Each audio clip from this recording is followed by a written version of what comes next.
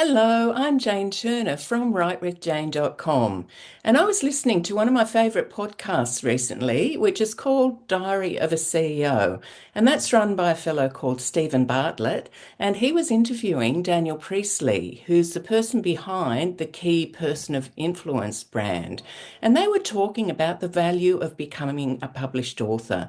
Now, I couldn't agree with them more, and I'd love you to take a little bit of a look at what they had to say. And if you need a hand yourself with writing a book, perhaps you've started, perhaps you're thinking about starting, you don't know where to start, I'd be more than happy to talk you through the process. So I'm at Jane at writewithjane.com, but let's have a listen to what these two experts in their field have to say about the power of becoming a published author. Of your last 117 episodes, what percentage were authors? I'm going to say it's a high percentage. It's very high, 78%. Okay. 91 out of 117 are authors. They've all written books. What's interesting is the ones who haven't written books are typically like superstars and like mega stars in some other thing. Mm-hmm.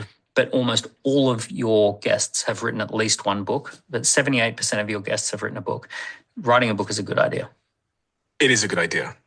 And it's a good idea for the unobvious reasons that most people don't think. It's not necessarily to sell books because, I've got a book that's sold pretty well, but I don't think I don't necessarily think it's made much money. No, it's relationships on steroids.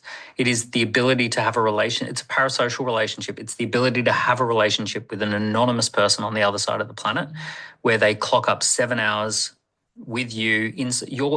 Literally what was once inside your head word for word is now inside their head word for word. So you actually connect at a very deep level with people at scale.